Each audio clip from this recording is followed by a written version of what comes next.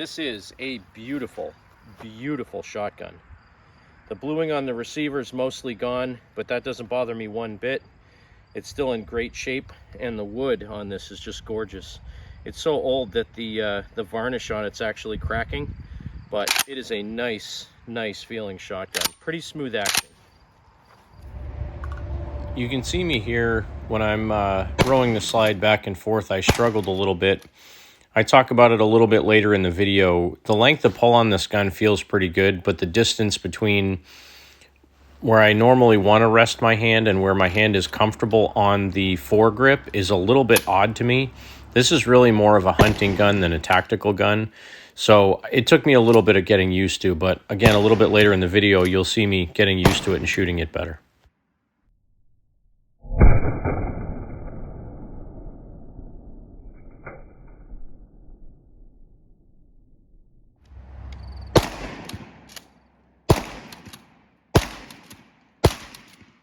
So you can see here a little bit that I'm fumbling again, and it's partially because the action on this gun is very smooth and broken in, so just shooting it, the recoil sometime would unlock the slide, and then I was short shucking it once in a while, which caused some issues as well. That was a hot load. This particular load, I'm not exactly sure what happened, but that was a reloaded shotgun slug that I put together. How did I put an empty hull in there? So either the powder didn't go off, or maybe I didn't put powder in it. I'm not sure. But at any rate, it did cause a bore obstruction. The wad got stuck in the barrel of the gun, so I had to take the barrel off and clean it out.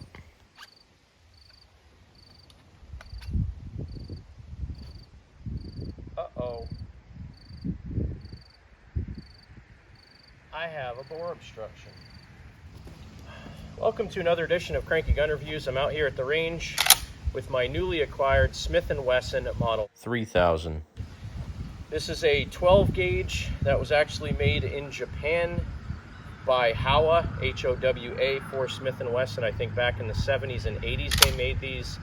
It's similarly patterned to a 870 shotgun. Has the bolt release way back in the front of the trigger rather than behind it like a Mossberg. It has a cross bolt safety on it. This particular model has a 4-round magazine tube, one in the chamber, so it's a 5-round. But the nice thing about these, you can get magazine extensions, which I do plan on getting. You can get a 2-round or a 3-round magazine extension. I think I can only get a 2-round for this one because it's the 18.5-inch barrel. And this is a cylinder bore barrel. I have some random 12 gauge reloads that I'm going to be running through this just to kind of function check it, get used to the gun. It seems to have a little bit of a long length of pull for my liking. I'll have to measure it. I think it's probably like 13.5 or 14-inch length of pull. It feels long to me. I'm not a large statured person by any means. I'm 5'9", and I don't have extremely long arms. So for me, I like having kind of a little bit shorter length of pull gun. So let's put some rounds through this guy. Function test it. And I just have some paper targets set up down there at 25 yards. Yeah, it only fits 4 rounds, so. Whoops, keep dropping them. Let's put a few rounds through it and see how she does.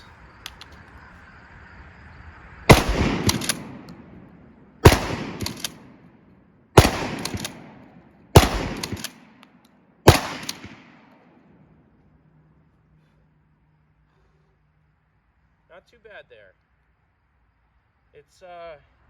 It feels good. I mean, it's heavy enough that I'm not getting a ton of recoil. Again, these were kind of light birdshot loads, and I'm just trying to single load out of my pocket here, not trying to do anything tactical or fast.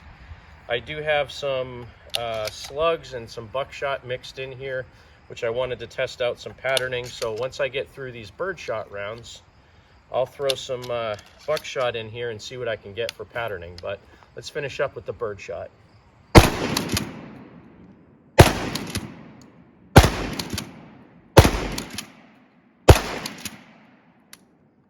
Click. Well, I can say it's not a bad gun. Again, to me, it feels like the length of pull is a little bit long, or maybe it's not that long. Maybe it's the Maybe it's the reach to where I'm comfortable holding the foregrip.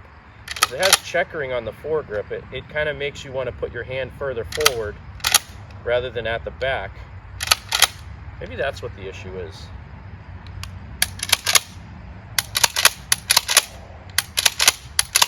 At any rate, it's a little bit different than my Mossberg, but feels pretty good.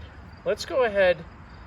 I'm gonna move the camera over to show you one of the targets I'm shooting at, and I'll take a couple of shots at a shoot and see target, and I'll put up another human-sized target, and we'll shoot at those.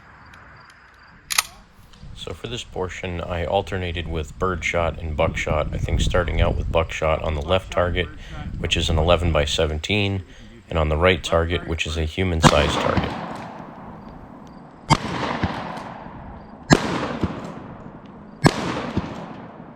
The accuracy wasn't too bad. I mean, hitting an 11x17 target at 20 yards, I mean, not tremendously difficult. The accuracy was okay, but let's switch over to 5 shots of my 9-pellet double-aught buck. These are hand loads. I wanted to see how the patterning was. So these are all buckshot. I'm going to do them on the right target over there.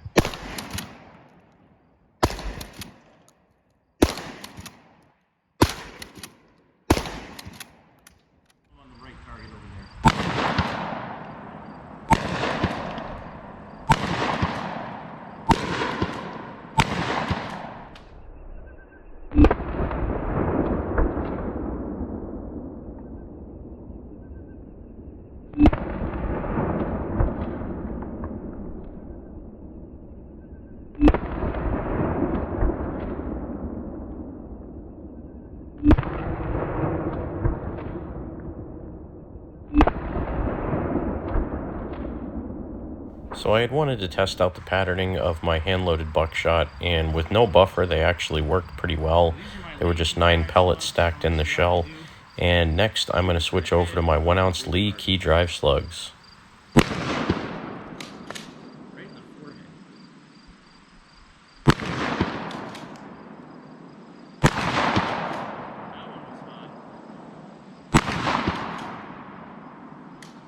So they seem to shoot a little bit on the high side.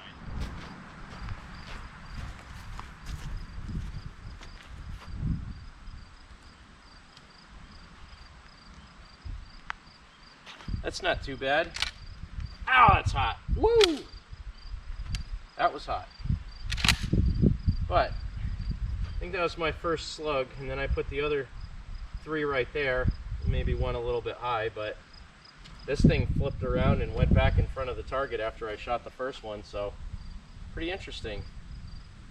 I mean, my buckshot patterning, not too bad. There was a couple of rounds of buckshot, and then the buckshot's all right in here. That wasn't even buffered buckshot. So kind of a 2 or 3 part video. Wanted to showcase the gun itself, wanted to test out patterning of some of my buckshot and test out the accuracy of my slugs.